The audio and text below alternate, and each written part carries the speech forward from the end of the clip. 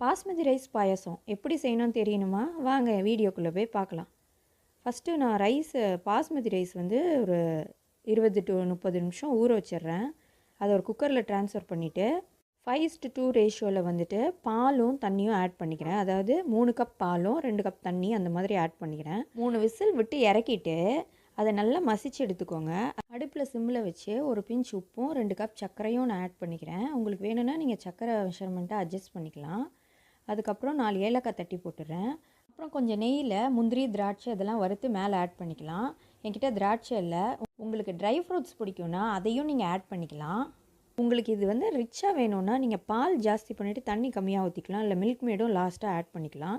இது ரொம்ப டேஸ்ட்டாக இருக்கும். பால் பாயசத்துக்கு ஈக்குவலாக சூப்பராக இருக்கும். நீங்களும் இதை ட்ரை பண்ணி பாருங்கள். பெருசாக பொருள்லாம் தேவைப்படாமல் வீட்டில் இருக்கிற சிம்பிளான இன்க்ரீடியன்ஸ் வச்சு இந்த டெசர்ட் பண்ணிடலாம். இந்த பாஸ்மதி ரைஸ் பாயசத்தை நீங்களும் ட்ரை பண்ணிவிட்டு கமெண்ட் பண்ணுங்கள். தேங்க்யூ.